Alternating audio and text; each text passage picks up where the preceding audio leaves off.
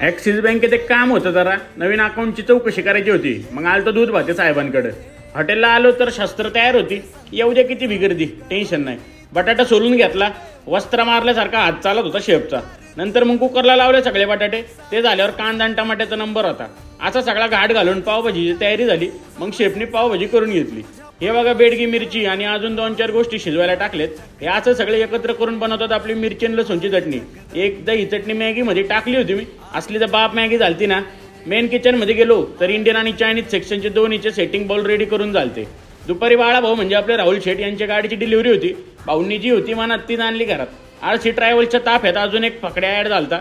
Number टाकून ठेवतो, कोणाला कुठं जायला गाड्या लागत असतील तर आवर्जून सांगा. संध्याकाळी मग दिवाबत्ती झाली आणि आस लागली पाहुणे येण्याची. थोडी कळ काढली आणि अपेक्षित अशी गर्दी आली, पण काही विषय नाही, चांगला झाला आजचा दिवस. भेटूयात पुन्हा, तोवर नक्की फॉलो करा. आणि हां, छत्रपती संभाजीनगरला